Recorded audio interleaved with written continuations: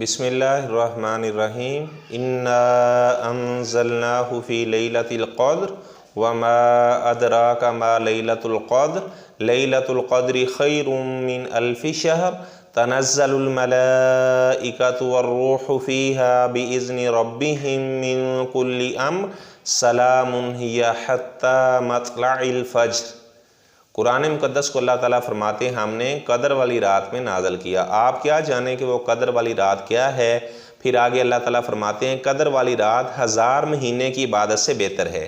یعنی ایک آدمی وہ قیام کرتا ہے لیلۃ القدر کو تو اس کے نامہ مال میں گویا کہ 83 سال اور 4 ماہ کی عبادت کو مینشن کر دیا جاتا ہے۔ ایک رات کی عبادت کی ہے اور اتنا اجر اس کے نامہ مال میں درج کر دیا گیا ہے۔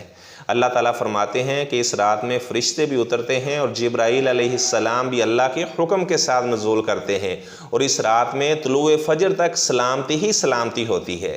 آپ صلی اللہ علیہ وسلم نے فرمایا من قام لیلۃ القدر ایمانا واحتسابا غفر لہ ما تقدم من ذنبہ۔ جس آدمی نے لیلۃ القدر قدر والی رات کا قیام کر لیا، آپ صلی اللہ علیہ وسلم نے فرمایا اس کی زندگی کے سابقہ سارے گناہوں کو اللہ تعالیٰ معاف فرما دیتے ہیں۔ اور جب آخری عشرہ داخل ہو جاتا، آپ صلی اللہ علیہ وسلم شدہ میزارہ عبادت کے لیے تیار ہو جاتے۔ آپ صلی اللہ علیہ وسلم خود بھی اللہ کی عبادت کرتے، احیا لیلہ، رات کو زندہ کرتے۔ کیا معنی ہے کہ آپ صلی اللہ علیہ وسلم ساری رات اللہ کی عبادت کرتے۔ وَأَيْقَظَ أَهْلَهُ، آپ صلی اللہ علیہ وسلم اپنے اہل و عیال کو، اپنے بیوی اور بچوں کو بھی بیدار کرتے کہ آپ اس رات کی عبادت کریں۔ اور آپ صلی اللہ علیہ وسلم کا فرمان ہے جو آدمی سویا رہا، اس نے لیلۃ القدر میں ذرا بھی عبادت نہ کی تو گویا کہ وہ بندہ تو محروم ہی کر دیا گیا۔ گویا کہ ایسا آدمی تو ہر قسم کی خیر سے ہی محروم کر دیا گیا جس آدمی نے لیلۃ القدر کو قیام نہ کیا، اللہ کی عبادت نہ کی۔ تو اس رات کو آپ صدقہ خیرات بھی کریں، بہت فضیلت والی رات ہے۔ اگر اللہ تعالیٰ نے یہ آپ کو رات عطا کی ہے، آخری عشرہ آپ کی قسمت میں اللہ نے کیا ہے، آپ اس کو غنیمت جانیں، ان راتوں کو ضائع نہ کریں، خوب اللہ تعالیٰ کی عبادت کریں، اللہ تعالیٰ کے سامنے گریہ زاری۔ اگر کسی کے پاس اولاد نہیں ہے، اللہ تعالیٰ سے اولاد مانگے، جب اللہ خود فرما رہے ہیں کہ ان راتوں میں سلامتی ہی سلامتی ہے، لیلۃ القدر میں سلامتی ہی سلامتی ہے۔ کیا معنی ہے؟ جو بھی آپ دعا کرو گے اللہ تعالیٰ آپ کی دعا کو قبول کر لے گا۔ کوئی ایسا مرض لگا ہوا ہے جو جان لیوا ہے، اللہ تعالیٰ سے دعا کریں، آپ کا مرض اللہ تعالیٰ دور فرما دے گا۔ تو یہ بہت قدر والی فضیلت والی رات ہے۔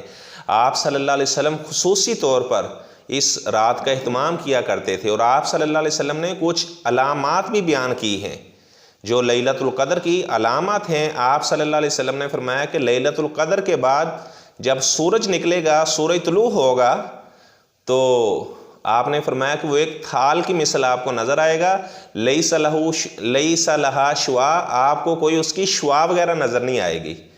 یعنی لیلۃ القدر جب گزر جاتی ہے تو اگلے دن جب سورج طلوع ہوتا ہے تو آپ صلی اللہ علیہ وسلم نے فرمایا کہ وہ بالکل سفید ہوگا، اس کی شعاعیں نہیں ہوں گی۔ تو یہ علامت ہے، اس سے آپ پہچان سکتے ہیں۔ اور جو لیلۃ القدر ہے یہ بڑی معتدل قسم کی رات ہوتی ہے، نہ تو اس میں بہت زیادہ سردی ہوتی ہے نہ اس میں گرمی ہوتی ہے، بڑا پرسکون قسم کا ماحول ہوتا ہے۔ جب اللہ کے فرشتوں نے زمین پہ نزول کرنا ہے تو پرسکون ماحول کی کیفیت کیوں نہ بنے گی۔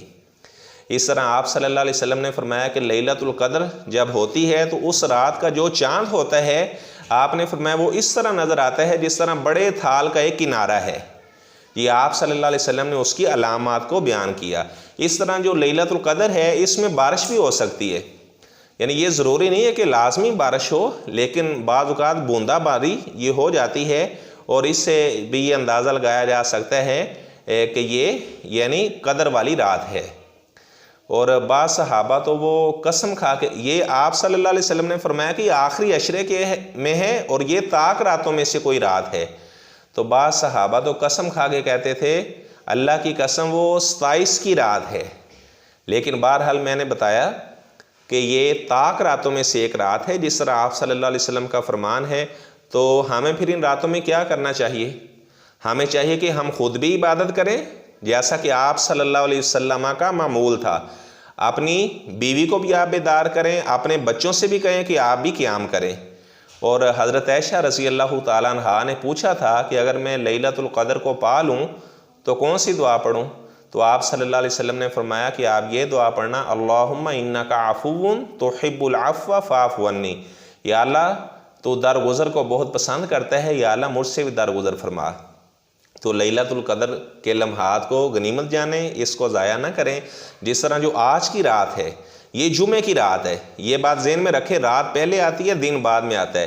اور ابن رجب حنبلی رحمہ اللہ تعالیٰ نے لکھا ہے کہ بہت زیادہ چانس اس بات کے ہوتے ہیں کہ جب جمعے کی رات وہ طاق رات بنے تو آپ سمجھ لیں کہ یہ قدر والی رات ہے، لیکن اس میں اسے بالکل اتھینٹک قرار نہیں دیا جا سکتا کہ 100% ایسے ہی بات ہے، لیکن بہرحال ایک عالم دین نے ایک تجزیہ یعنی اپنے طور پر بیان کیا ہے۔ تو اللہ تعالی ہمیں اس رات میں خصوصی طور پر عبادت کرنے کی توفیق عطا فرمائے۔